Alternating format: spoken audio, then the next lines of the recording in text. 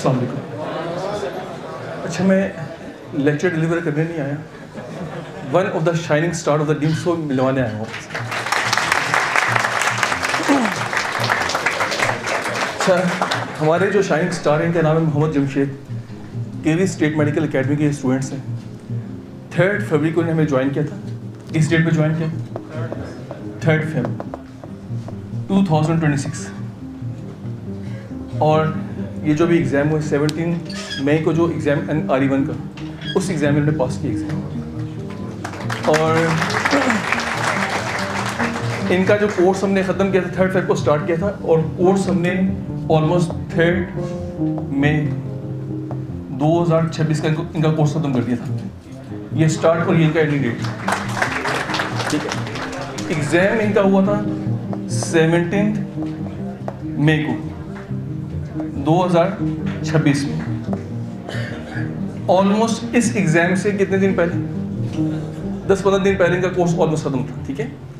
और इनका grand test हमने इस एग्ज़ाम से 4 दिन पहले लिया था।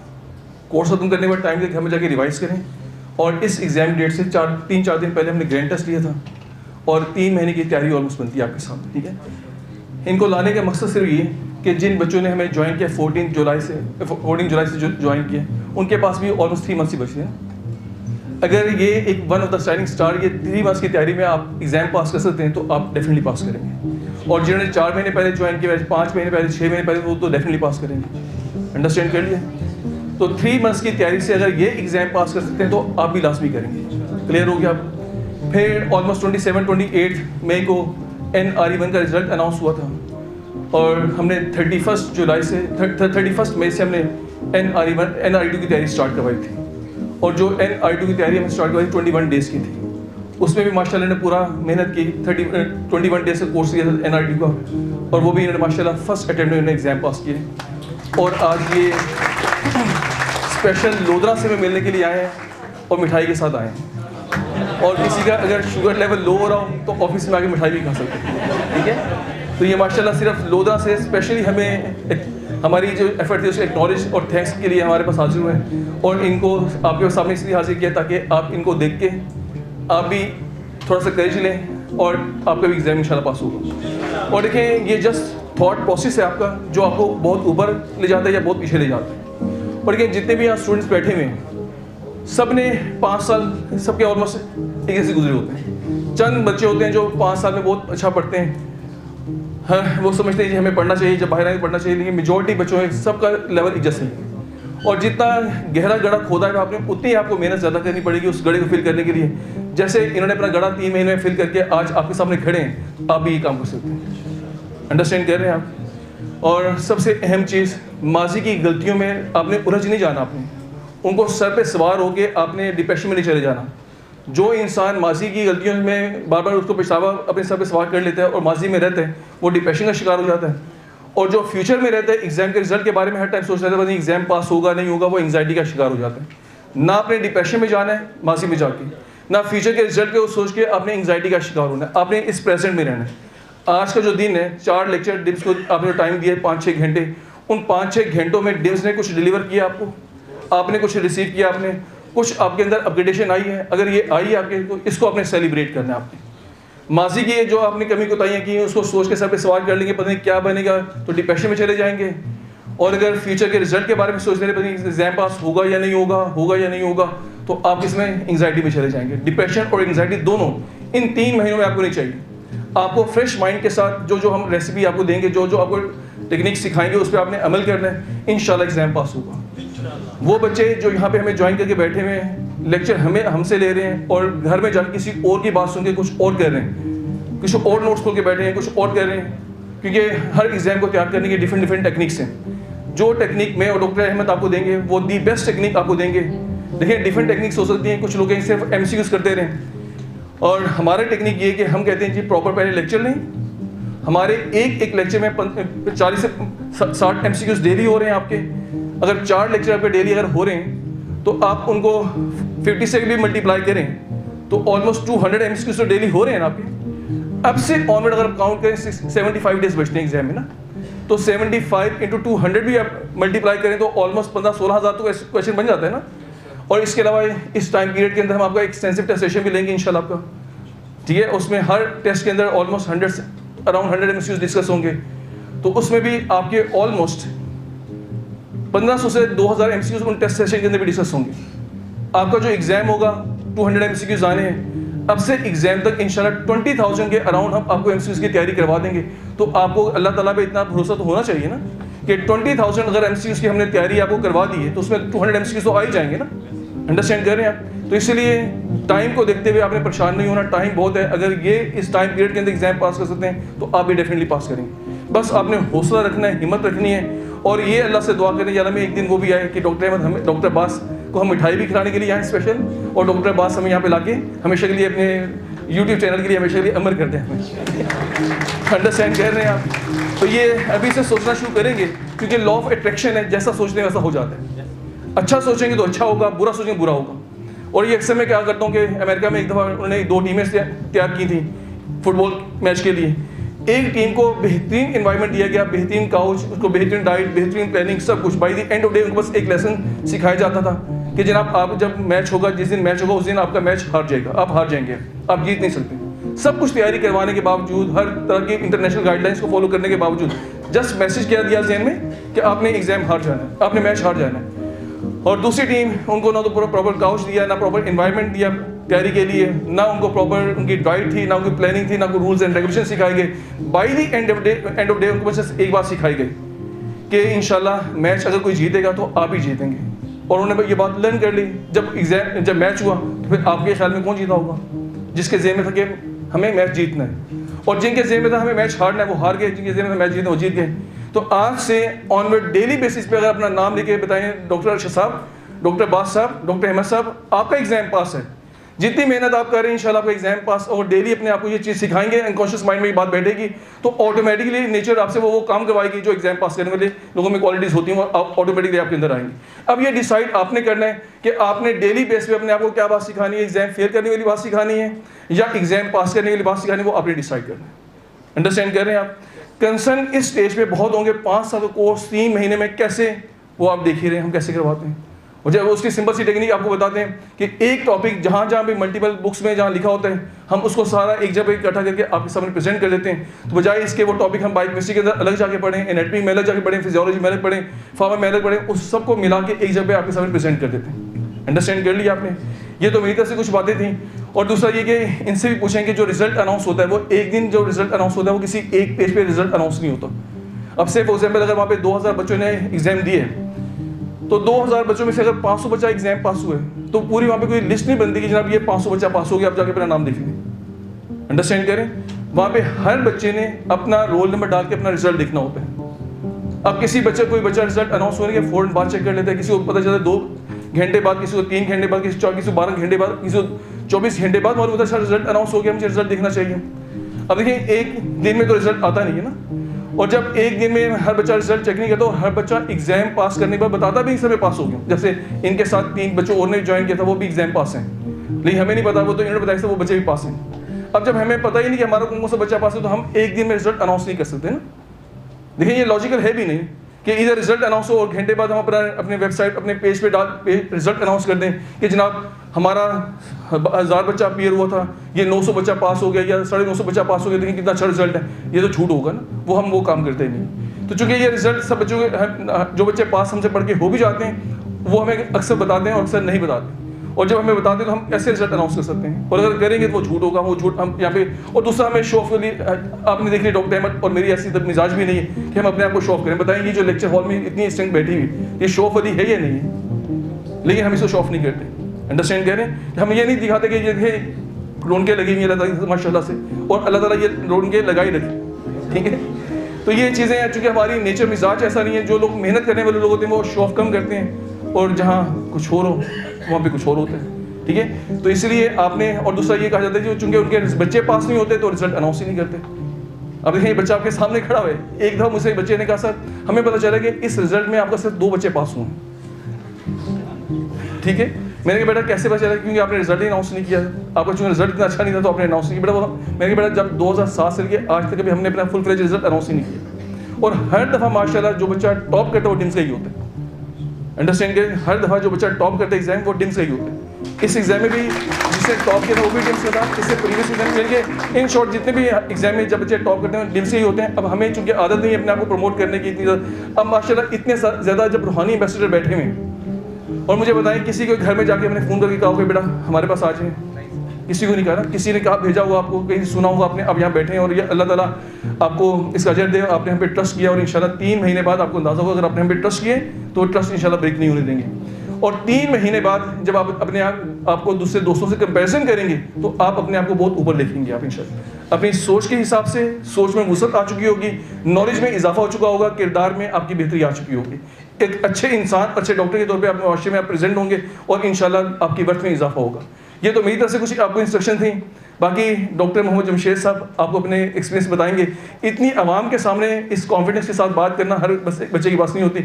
अब जैसे वो हिम्मत करें तो आपने साथ देना है और मैं भी इनका साथ दूंगा कि कुछ ना कुछ बोलते रहें ताकि ये अपनी ज़बान से जो इन्होंने एक्सपीरियंस किया, जो कंसर्न थे, क्या क्या था, वो सब आपको इंशाल्लाह खुद बताएंगे आपको। ठीक है, तो बाकी जमशेद साहब बताएंगे। जहाँ पे कोई बात ऐसी बीच में ऐड करने वाली बात होगी मैं साथ साथ बीच में ऐड करता जाऊँगा। ठीक है, thank you so much.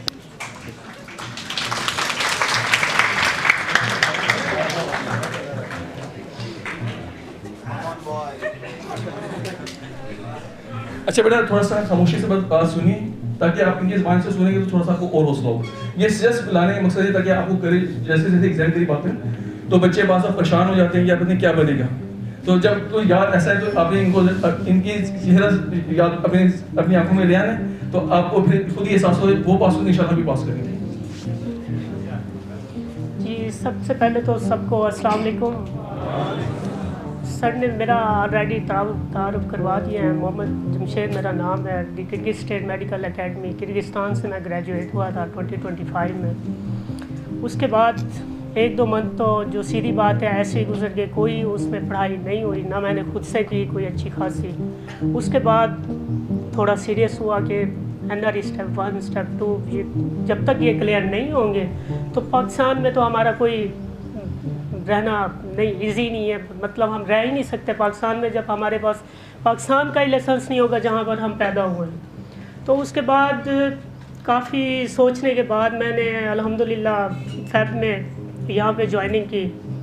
Feb में जब ज्वाइनिंग की उस वक्त मुझे एक बात पॉजिटिव, सबसे बड़ी बात जो इस एकेडमी की मुझे बताई गई वो एक ही बात थी कि डिम्स एकेडमी टाइम लेगी लेकिन आपको पास होने की गारंटी हम देते हैं।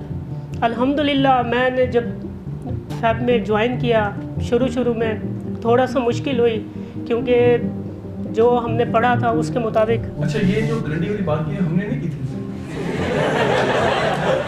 जिन्होंने भेजा था ना उन्होंने कहा कि वो टाइम लेके पढ़ाएंगे और लेकिन गारंटी के पास हो जाएगी आप। ये उनका कहना था जिसने भी इनको कहा होगा उसने हमसे पढ़ा होगा, एक्सपीरियंस होगा उनकी। और देखें हम सबको कहते हैं हम गारंटी नहीं देते क्योंकि गारंटी आपको पता कि कोई बंदा एग्जाम के बारे में गारंटी दे भी नहीं सकता ना। उसकी वजह ये कि क्योंकि एग्जाम पास करने के लिए जो स्टेप्स हैं ना, जो एग्जाम पास करने के लिए जो स्टेप्स हैं बड़ा, उसमें एक हमारी मेहनत जो आपको नजर आ रही है, दूसरी आपकी मेहनत और तीसरी एग्जाम से पहले जो आखिरी 20 दिन है उसमें कोर्स की revision, fourth performance at the day of exam. ये 4 चीज़ों की कोई इंसान गारंटी दे सकता है? नहीं दे सकता ना। तो इसलिए आज तक हमने कभी गारंटी नहीं दी कि हम गारंटी देते हैं और ये देना बनता भी नहीं, लॉजिकल है भी नहीं। ठीक है, किसी भी एग्जाम के बारे में देखें बाज़ दफ़ा आप इंसान प्लान करता है और अल्लाह ताला की ज़ात उसको अपने हिसाब से लेकर चल रही होती है। तो इसलिए ये इस किस्म की बातें करना, हम गारंटी देते हैं, हम ये करते हैं, वो करते हैं, हाँ इस बात की हम गारंटी देते हैं कि अल्लाह ने अगर हमें सेहत दी, हिम्मत दी, ताकत दी तो जो हमने आपसे कमिटमेंट किया उससे इंशाल्लाह ज़्यादा ही आपको डिलीवर करेंगे। इस बात की तो हम गारंटी देते हैं क्योंकि इस बात की कोई बच्चा गारंटी दे नहीं सकता ना कि जनाब हमने अगर ज्वाइन किया तो मैं रोज़ाना भी आऊँगा। कई बच्चे आते हैं 1 दिन छुट्टी, 2 दिन छुट्टी, 3 दिन छुट्टी, यानी कि 3 महीने का कोर्स है उसमें भी 10-15 छुट्टियाँ करके बैठ जाते हैं। अब बताएं इस बात की गारंटी तो आप भी नहीं दे रहे ना। तो इसलिए वो चीज़ें जो गारंटी देने वाली नहीं है उनकी हम नहीं देंगे। हाँ ये जो गारंटी की बात की है वो इनको किसी ने कहा था। ठीक है, चलिए जी। उसके बाद जैसे जैसे क्लासेस कंटिन्यू होती रही, स्टेप बाय स्टेप, दिन बाय दिन, वीक बाय वीक, अल्हम्दुलिल्लाह इम्प्रूवमेंट होती गई। और पहले ही दिन मुझे एक अच्छी और वाइब्स आई कि मुझे पता लगा कि मैं कहाँ पे बैठा हूँ, कहाँ पे पढ़ रहा हूँ, पहले क्या था अब क्या हूँ और मज़ीद मुझे क्या पढ़ाया जा रहा है। अल्हम्दुलिल्लाह स्टेप 1 सर जैसे बता रहे हैं कि ऑलमोस्ट 3 से 4 मंथ में कंप्लीट हुआ। इसमें कोई ऐसी बात नहीं थी कि जो हमें ना पढ़ाई गई हो, कोई ऐसा टॉपिक नहीं था जो हमें ना पढ़ाया गया हो, कोई ऐसा कंसेप्ट नहीं था जो हमारा क्लियर ना करवाया गया हो। इवन अगर आप में से किसी का भी NRE स्टेप 1 आप सब तैयारी कर रहे हैं, अगर आपका कोई कंसेप्ट क्लियर नहीं होता, डॉक्टर साहब, सर अब्बास साहब, सर अहमद साहब 24 घंटे अवेलेबल होते हैं। आप इनको व्हाट्सएप करें, व्हाट्सएप पे जवाब देते हैं। आप इनके ऑफिस जाएं, आपकी आराम से बैठा के आपको इज़्ज़त भी देते हैं, सवाल का जवाब भी देते हैं। अल्हम्दुलिल्लाह जो भी कन्फ्यूजन्स वगैरह थी वो सब दूर हुई। जो हम बाहर से पढ़ के आते हैं सबको पता है वो इस काबिल हमें नहीं पढ़ाया जाता कि हम यहाँ पे आके NRE स्टेप 1 भी क्लियर करें और स्टेप 2 भी क्लियर करें। अल्हम्दुलिल्लाह सर अहमद साहब और सर अब्बास साहब ने जो कुछ पढ़ाया, हर सब्जेक्ट के बाद, हर टॉपिक के बाद, हर जो भी सिस्टम था उसके बाद सर बताते थे बेटा इसमें से क्या इंपॉर्टेंट आ सकता है, इसमें से क्या इंपॉर्टेंट आ सकता है, ये कौन सा सब्जेक्ट हाई यील्ड है, कौन सा सब्जेक्ट हाई यील्ड नहीं है, कौन सा टॉपिक हाई यील्ड है, आप बेटा इसमें से कितने MCQs आ सकते हैं, वो सब हमें डिटेल से पढ़ाते थे।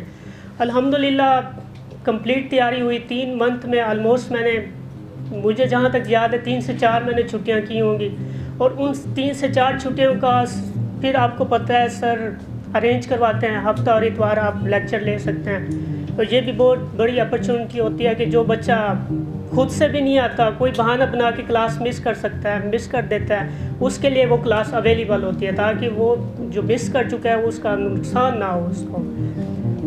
अच्छा, इसमें भी एक चीज़ क्लियर करते हैं, अगर आपको ये मालूम हो गया कि सर अरेंज कर देते हैं और अगर आप हैबिचुअल होंगे तो उसके भी जुर्माना है।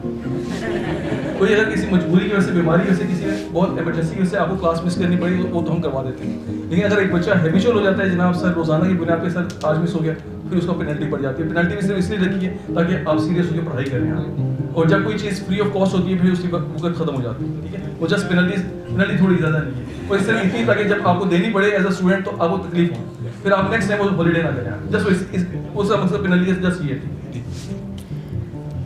जी। उसके बाद मई के स्टार्टिंग में ऑलमोस्ट हमारा तमाम जो भी कोर्स था वो कंप्लीट हो चुका था। उसके बाद हमारे टेस्ट वगैरह लिए गए, ग्रैंड टेस्ट हुआ अल्हम्दुलिल्लाह, उसमें भी बहुत अच्छे मार्क्स मैंने सिक्योर किए यहाँ पे। उसके अलावा सर ने मुझे, सर अहमद साहब और सर अब्बास साहब जस्ट 1 से 2 बुक्स बताते हैं MCQs के लिए।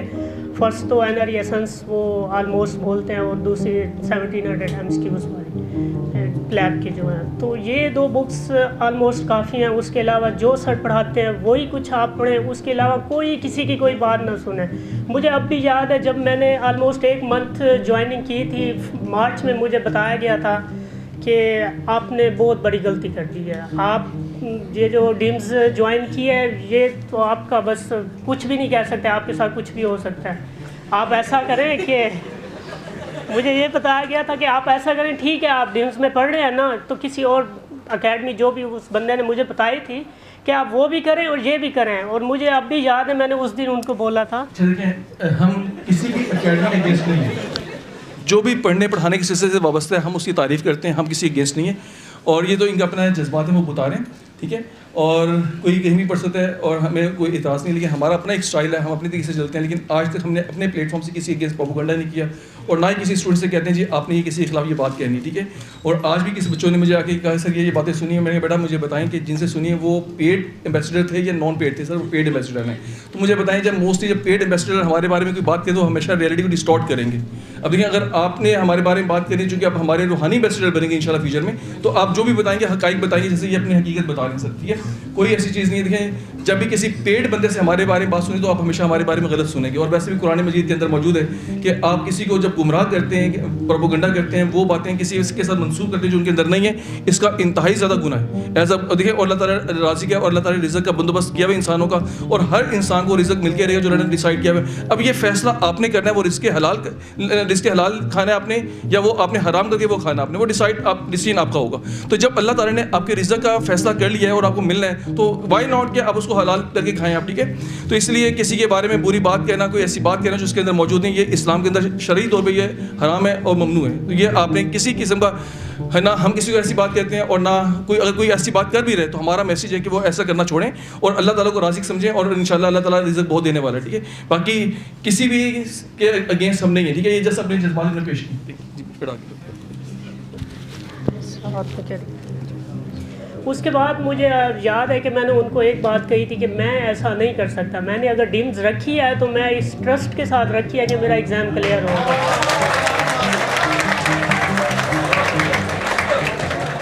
मुझे आज भी याद है मैंने 3 मंथ जो लगाए थे अपनी स्टडी में, वो सिर्फ स्टडी ही करता था मैं, कोई मोबाइल यूज़ नहीं। अगर मैं मोबाइल यूज़ करता था तो दिन में कोई 1 घंटे से ऊपर मेरा मोबाइल यूज़ नहीं होता था। और ये भी नहीं कि मैं सिर्फ स्टडी पे लगा रहता था, बाहर भी थोड़ा निकल जाता था, वॉक भी करता था और बिल्कुल रिलैक्स होके बस जो सर पढ़ाते थे वो ही पढ़ता था, कोई एक्स्ट्रा चीज़ नहीं पढ़ता था। और अल्हम्दुलिल्लाह एग्ज़ाम से पहले इतना कुछ पता था कि जो कुछ पढ़ चुका हूँ इसी में से एग्ज़ाम आना है, इसी में से मेरा एग्ज़ाम पास होना है।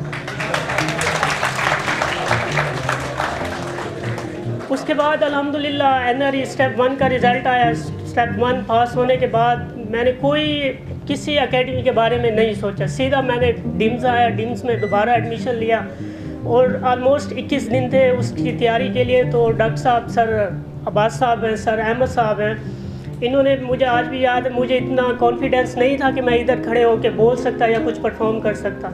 ये सर अब्बास साहब और सर अहमद साहब की मरहून मिन्नत है, उन्होंने डेली बच्चों को कहा कि बच्चे इधर आए हैं, जब तक आप इधर परफॉर्म नहीं करेंगे स्टेप 2 आपका क्लियर नहीं होगा।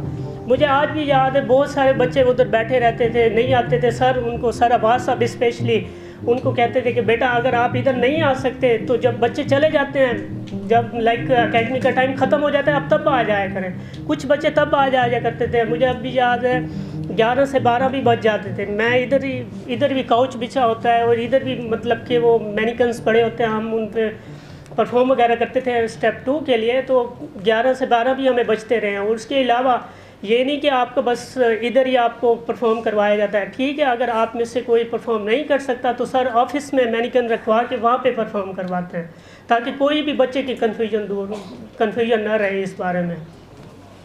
उसके बाद अल्हम्दुलिल्लाह जब आखिरी दिन थे, आखिरी दिन में मैं दोबारा, क्योंकि इस बार उन्होंने 1 वीक बढ़ा दिया था एग्ज़ाम जो लेना था उन्होंने स्टेप 2, तो 1 वीक जो हमारे पास बचा था उसमें मैं दोबारा सर अहमद साहब के पास आया था। और सर अहमद साहब से मैंने चंद एक सवाल किए थे और अल्हम्दुलिल्लाह उन सवालों के जवाब देने के बाद सर अहमद साहब ने मुझे बता दिया था, बेटा आप जाओ, आप पास हो। अल्हम्दुलिल्लाह स्टेप 2 हुआ। और जब स्टेप 2 में देने गया मुझे ऐसा लगा कि मैं बस टाइम पास कर रहा हूँ। क्यों? क्योंकि जो कुछ पढ़ाया गया था सारा उसी में से आया था, कोई ऐसी चीज़ नहीं थी कि जो सर ने ना पढ़ाई हो। जो सर ने इंस्ट्रूमेंट बताए थे, जो सर ने BLS करवाया था, उन्हीं में से सवाल आया था, कोई एक्स्ट्रा सवाल नहीं किया गया था। जो नॉन मैंडेटरी स्टेशंस थे उनमें भी सारा हमने परफॉर्म किया। जो वाइवा की बात है, स्टेप 1 में मैं एक चीज़ कहना चाहूँगा, कभी आपने ये नहीं सोचना कि ये सर अब्बास साहब या सर अहमद साहब बहुत ज़्यादा लेंथी हमें पढ़ा रहे हैं। जो कुछ आप पढ़ें ये स्टेप 2 में आपके काम आएगा। जब आपने स्टेप 1 क्लियर कर लिया ना, तो स्टेप 2 में आपके लिए कोई मुश्किल नहीं होगी। स्टेप 2 में आपने एक तो लाइक आपकी अप्रोच वगैरह सेट करवा दी जाती है, आपके एग्जामिनेशंस वगैरह परफॉर्म करवा दिए जाते हैं, ATLS BLS वगैरह सिखा दिया जाता है। और उसके अलावा जो 2 नंबर वाइवा के होते हैं, तो वाइवा के जो 2 नंबर हैं वो स्टेप 1 में ही सर अल्हम्दुलिल्लाह आपके सिक्योर कर देते हैं नंबर।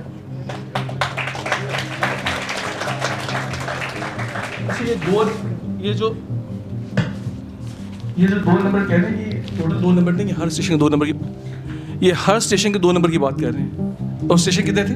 20 स्टेशन। अगर 20 स्टेशन थे तो 20 को अब 2 से मल्टीप्लाई करें 40 मार्क्स। यानी कि जो आप NRE 1 की आप तैयारी कर रहे हैं ना, इसी तैयारी से आपका NRE 2 का वाइवा पास होगा। अंडरस्टैंड कर रहे हैं?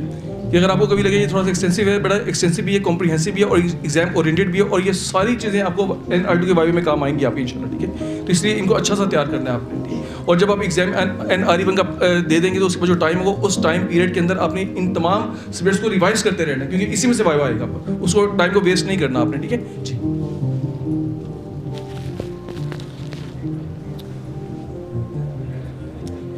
जी, उसके अलावा अल्हम्दुलिल्लाह स्टेप 1 दिया, स्टेप 2 जब मेरा हो गया, स्टेप 2 के रिज़ल्ट में भी अल्हम्दुलिल्लाह मुझे कामयाबी हासिल हुई।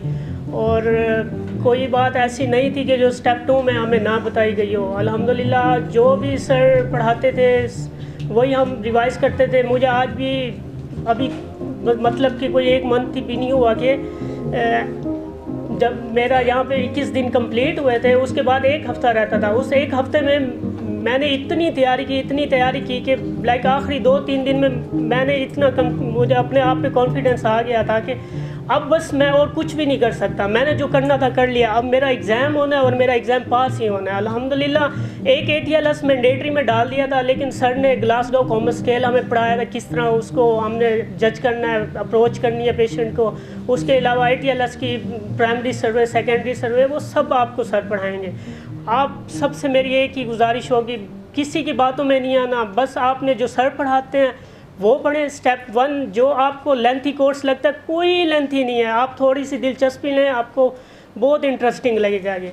क्योंकि मुझे जो स्टेप 2 में वाइवा मुझसे सुना गया था, और वाइवा में अल्हम्दुलिल्लाह जो मेन लाइक स्टेशंस थे, एक तो मैंडेटरी में मुझे काफ़ी अप्रिशिएशन मिली, उसके अलावा जो नॉन मैंडेटरी थे, इवन नॉन मैंडेटरी में मुझे ऑप्था में, उसके अलावा SLE डर्मा में, उसके अलावा जो लाइक एक्सरे वगैरह आ जाता है या ECG आ जाती है, उन सब में मुझे अप्रिशिएशन मिली। वो सब की सब ये डॉक्टर अब्बास साहब और सर अहमद साहब की मरोने मिन्नत है।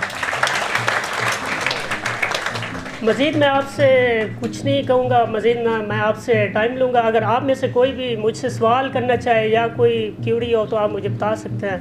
इंशाल्लाह आप सब कामयाब होंगे।